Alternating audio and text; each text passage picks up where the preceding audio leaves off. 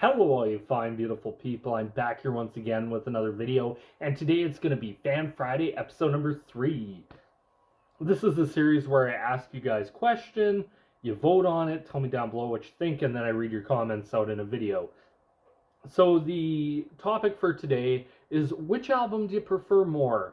Would it be Rumours by Fleetwood Mac or Boston's self-titled debut? And the votes are in.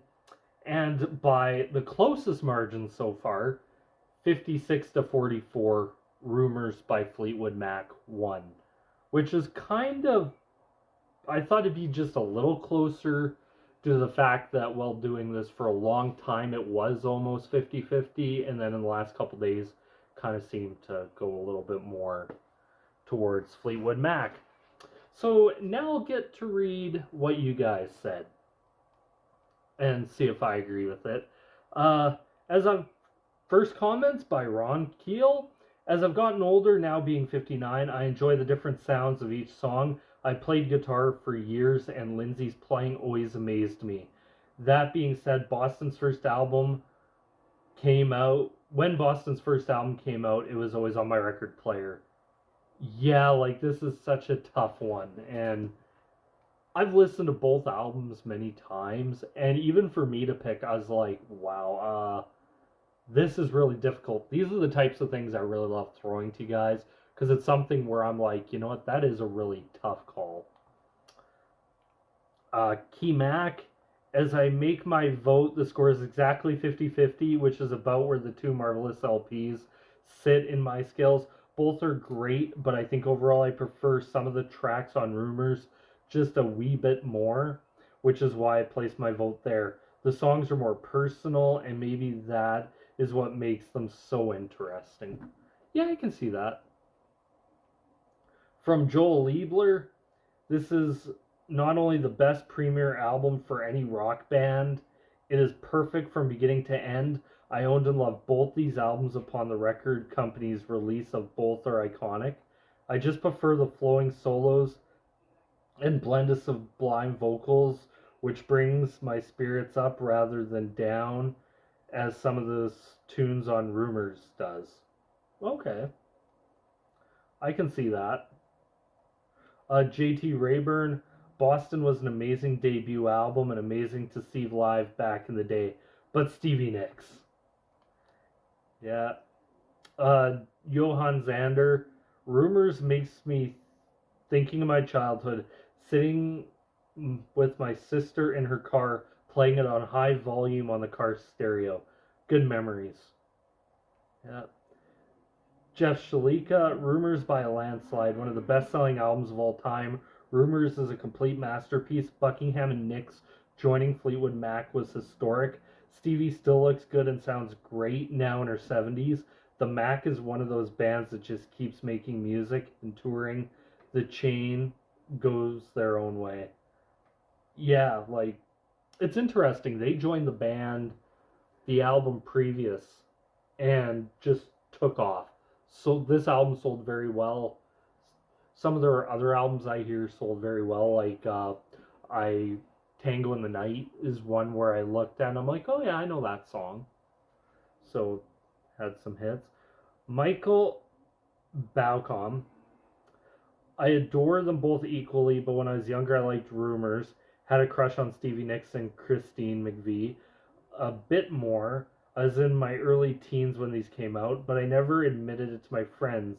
The Boston debut was cooler to like. Now at 59 I prefer Boston's album, but tomorrow I might go back to Rumours. Lots of well-crafted pop songs, great singing as a change of pace. I like harder rock songs and prog rock most of all, hence the choice of Boston. Yeah, I think it's very much a choice of what you prefer, whether it be like more hard rock, into that kind of progressive style, or if you like more of like pop, kind of almost folky rock songs. Anyway, Make a Breeze. In my opinion, Fleetwood Mac is one of the top 3 bands ever. How could you not react to one of their entire albums? And I did respond saying there will be some soon. Full albums, I'm not sure, but more songs from Fleetwood Mac. I especially want to go back and visit the pre-Buckingham Nicks days, and especially the Peter Green days. There's some stuff in there that I keep hearing. Peter Green was a fantastic guitar player. So I thought, you know what, I'd probably go back, do some of that. J. McD, gotta be Boston, biggest debut album ever at the time. Tom Scholz invented musical instruments for it and produced a sound never heard before. The fact all the songs on the album are phenomenal is icing on the cake. Yeah, I hear that a lot from people. And some of them said, like, Boston could have been one of the biggest bands in the world, just Tom Scholz takes forever to release records. Kevin Jekyll, Boston for sure. Those guitar riffs, catchy lyrics. This was and fun album that you wanted to turn up loud and party to. When I first listened to it with a friend, he coined it. They have lots of guitars and not afraid of using them. Yeah, that sums up about Boston on that first record. Sinner from the Prairie, so difficult, both are excellent. I voted for one at random. That's true. Illumi El Tannen, for me, Boston. Don't get me wrong, Rumours is superb, but for my taste, it's a little too self-indulgent in the lyrics. On Boston, every track is sonic, soul-searing bliss. I'll agree with that. That album, like the guitar work on that album is some of the best guitar work you'll hear on a rock album. John Case, tough one. Both great albums. Yeah, they really are. Bill Hawkins, I'm one of those odd people that prefers pre-Nicks Fleetwood Mac, although I went to a concert because my wife wanted to and enjoyed it. I just can't tolerate Stevie Nicks. Anyway, Boston gets my vote, sonically better and no relationship drama. Yeah. Michael Bochnia. Shit, this is a win-win. 2 of my top 20 easy. Both are equally good. Not going to favor one or the other. But you have to choose. Just one. Jonathan Parker. All a matter of taste, and Boston's taste's delicious. I'm biased because I personally never enjoyed Fleetwood Mac. Just not a style that appeals to me. Fair. Fair. I hear that from a lot of people. They're like, they like either the pre-stuff, but I do know people that do not like the Stevie Nicks era. Fleetwood Mac. Music Man. I choose Rumours, but only because it's my birth record. Go Your Own Way is my birth song. These were both number one on the charts when I was born. By the way, do you know your birth record and song? Actually, no.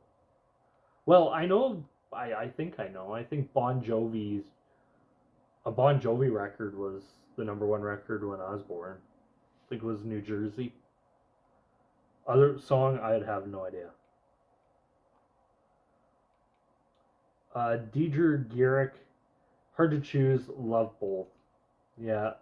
And then Scott rounds us out in this video with love Fleetwood Mac, cannot stand Stevie Nicks. Wow. Yeah, like I said, I've heard this from people. Like, I don't understand the hatred for Stevie Nicks. Usually my thing is, you know what, it could just be a thing of maybe the stuff just got massively overplayed.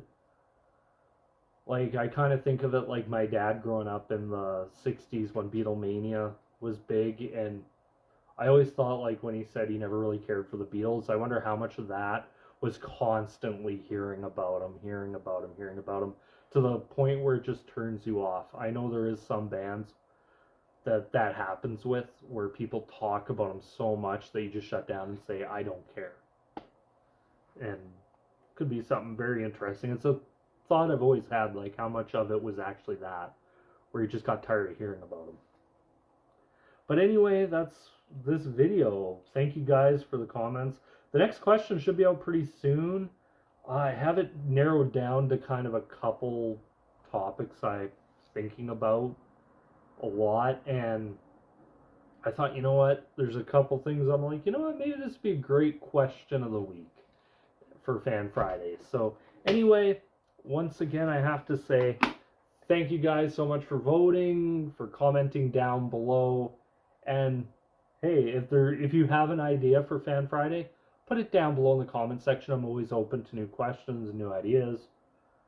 But anyway, I say thank you guys so much for watching. This is me here signing out. Peace.